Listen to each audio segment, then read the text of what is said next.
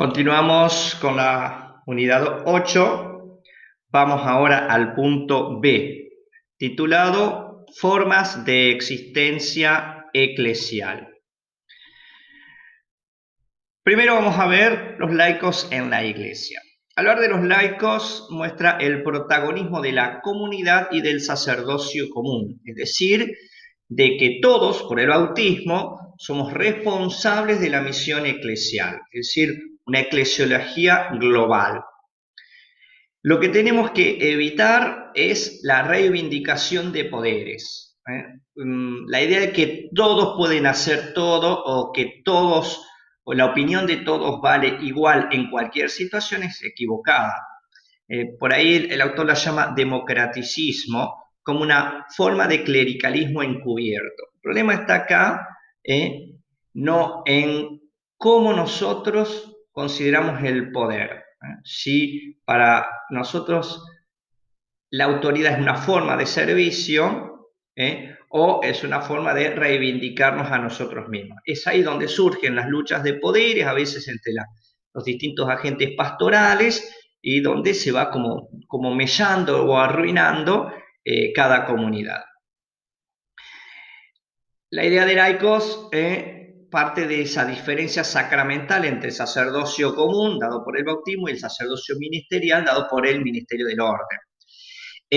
Durante mucho tiempo se lo definió como el no clérigo, es decir, el que no es cura, el que no tiene el orden presbiteral perdón, el orden sacerdotal. En el Nuevo Testamento no utiliza el término laico, sino que utiliza la palabra cleros para toda la comunidad, como heredera de promesas y de la herencia salvífica. Esta palabra, laico, aparece en el siglo III para designar una parte de la población que es mayoritaria respecto del grupo dirigente. Se utilizó para clarificar los ministerios y se los diferencia según la raíz sacramental. Se habla del clero, aquellos que tienen el sacramento del orden. De ahí se pasa a la idea de jerarquía. Un poco por factores históricos se aumentó el protagonismo de la jerarquía, especialmente en la Edad Media, desde sus inicios, y bueno, hasta hace muy poquito tiempo, basado en esa pirámide feudal que existía. Otro de los factores históricos es la lucha de las investiduras entre el papado y el imperio, cuando los emperadores querían gobernar la iglesia. Entonces, en esta lucha por mantener la propia identidad y la independencia, la iglesia de Roma va tomando una configuración y una idea de la iglesia en general al estilo de cualquier otro reino. También por la condena del laicado antiinstitucional y del conciliarismo. El laicado antiinstitucional eran movimientos que reivindicaban una especie de anarquía eclesial sin ningún tipo de ministerios ni de organización. Y el conciliarismo, ya lo hemos visto, aquella teoría que dice que el concilio está por encima del Papa. Bueno, un poco la lucha contra estas ideas hace que se exagere la importancia de la jerarquía, lo mismo el tema de la reforma protestante y los nacionalismos que intentan cada país manejar la iglesia como si fuera un organismo del Estado. Entonces, para evitar todo esto, se puso mucha ficha a la idea de jerarquía. Así, terminó apareciendo la idea de unidad de la iglesia basada en la jerarquía. Como se decía en algún momento en su justificación jurídica, la iglesia es una sociedad desigual. Bueno, pero todo eso está equivocado. Esas ideas, por más que estuvieron bastante tiempo, está equivocado.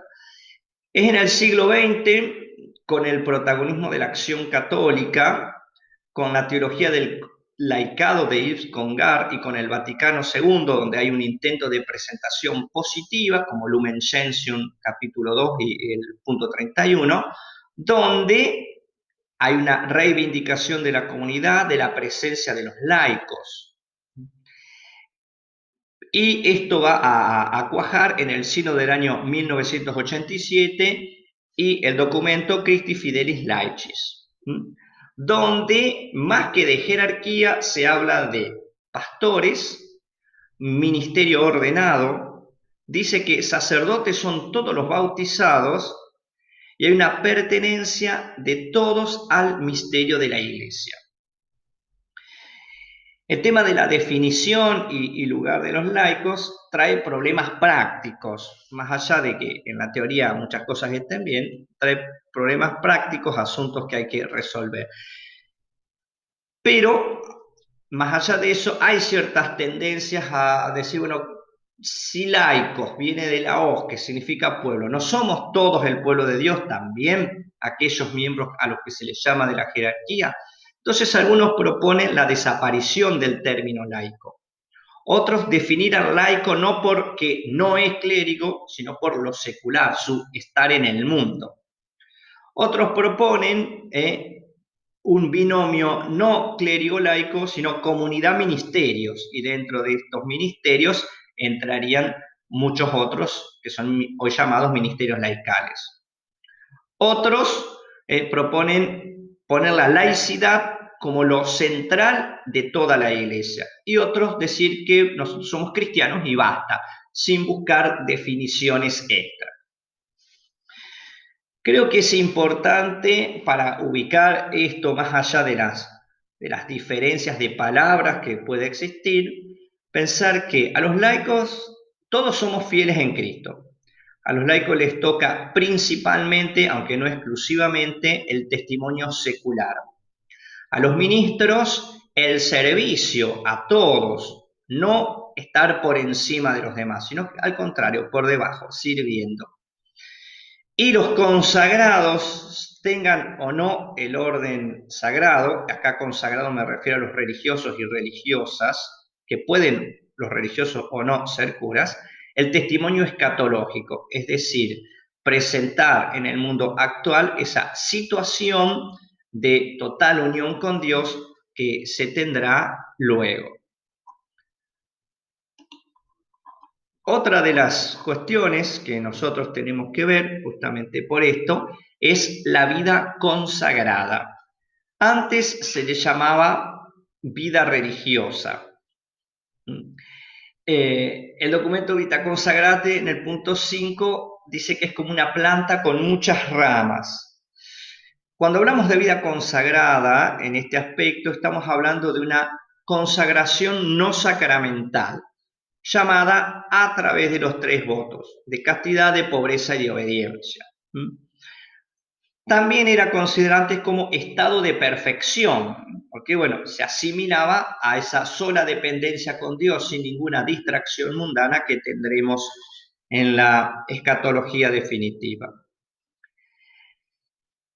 Hay una articulación de ellos en la estructura de la Iglesia. Algunos son laicos y otros son ordenados. Los laicos se les llama hermanos y a los ordenados se les llama curas de tal o cual congregación. Son un don de Dios porque parten por ahí del carisma del fundador, pero también tienen un reconocimiento eclesial, porque no es que cada persona que se le antoja hacer algo lo puede hacer. La vida consagrada tiene distintas dimensiones. La dimensión cristológico-trinitaria es la secuela Christi, el seguir a Cristo y el Jesús glorificado, hacerlo aquí presente. Por lo tanto, también conecta con una dimensión escatológica porque es anticipo de lo definitivo, profecía de lo que vendrá y martirio en la actualidad, porque bueno, cuesta, es martirial presentar en el ahora lo futuro. Y también una dimensión eclesiológica porque edifica el cuerpo de Cristo, hace al bien y a la riqueza de la Iglesia. Lumen Gentium 12 habla de los carismas como momento personal y colectivo que tiene un don particular del fundador, algo que Dios le ha dado especialmente al fundador, y después en parte se traduce a la vida de tal o cual congregación. Pensemos, por ejemplo, en los franciscanos. Habitualmente estos eran las congregaciones, franciscano, dominico, benedictinos, que empezó con las llamadas órdenes. Pero hay una novedad, que son los institutos seculares, avalados, reconocidos por el documento Provida Mater Ecclesia del año 1947 y por la Primo Felicite, que habla de la plena secularidad. ¿Para qué? De por sí los consejos evangélicos no separan necesariamente del mundo. Por lo tanto, los institutos seculares son personas que se consagran, pero no viven en una vida apartada, en un convento, aunque fueran con tareas apostólicas. Viven completamente en el mundo. Aparte de los laicos y de la vida consagrada, tenemos que mirar un poquito acerca del ministerio ordenado. Llamamos ministerio ordenado a todo lo que da el sacramento del orden sagrado, que abarca tres: diaconado, presbiterado y episcopado. En general, el ministerio ordenado decimos que no pierde su condición bautismal, es un bautizado al que se le da otro sacramento. San Agustín hablaba de el con. Para ustedes soy obispo, con ustedes soy cristiano. Y esto es lo más importante para mí, ser cristiano. Lumen Gentium 10, tratando este tema, dice que hay una diferencia esencial y no de grado. Por lo tanto, el ministro ordenado no es más que el laico. La diferencia esencial significa en la esencia, no una diferencia muy importante. Por lo tanto, tenemos que evitar el clericalismo, que es ese vicio donde la idea del cura rige todo por encima de los demás. Evitar también el romanticismo comunitario, el Frühkatholicismus de los alemanes, los antiguos cristianos, que produjo un deterioro progresivo, y la antijerarquía. Pensar el principio de la comunidad como aquí no tiene que organizarnos nadie, aquí no tiene que mandarnos nadie, porque termina siendo la lucha de unos contra otros y el capricho de los más poderosos que siempre van surgiendo, aunque no sean al principio parte de una jerarquía.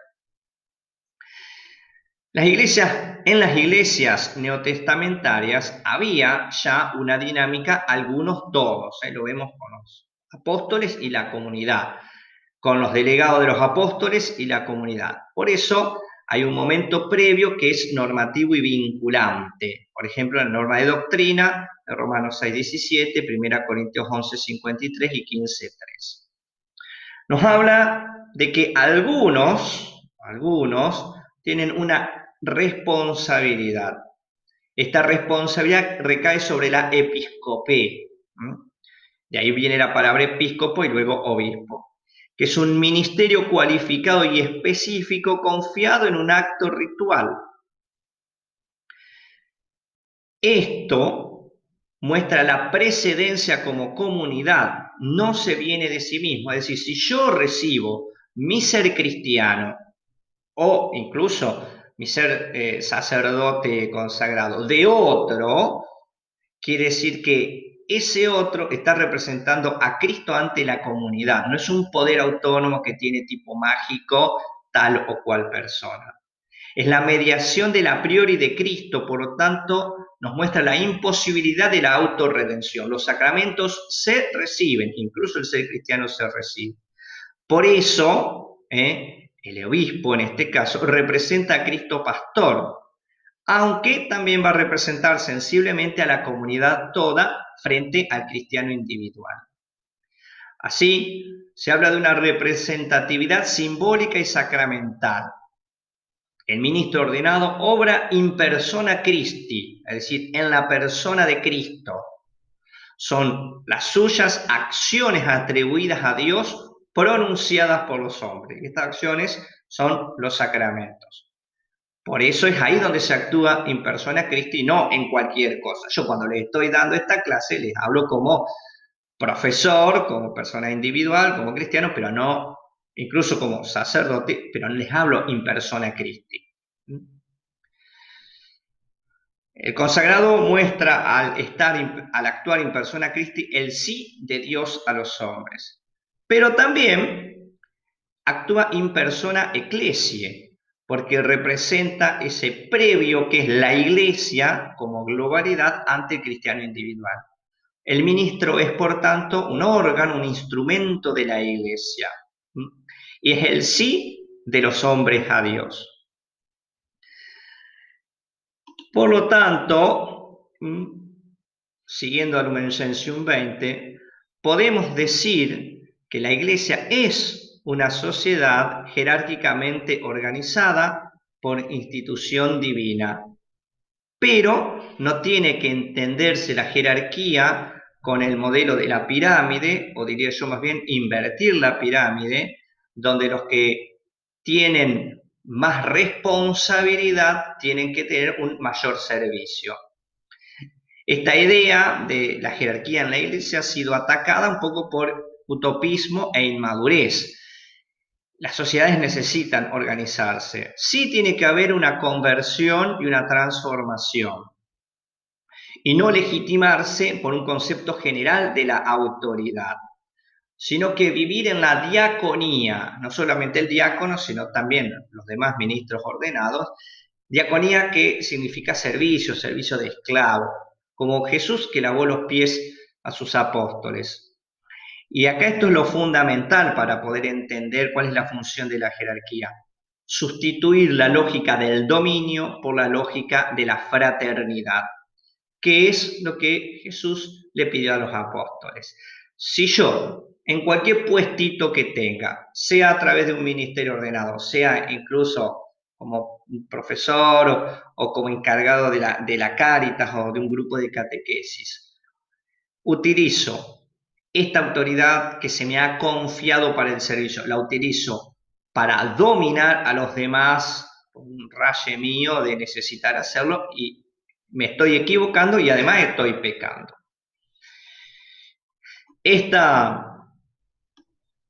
Este ministerio ordenado tiene una triple dimensión. Tiene una dimensión personal, es un individuo concreto el que lo recibe, una dimensión comunitaria, porque es para el servicio de la comunidad, y una dimensión colegial, porque se realiza en comunión con los otros, perdón, en comunión con los otros obispos o presbíteros o lo que sea.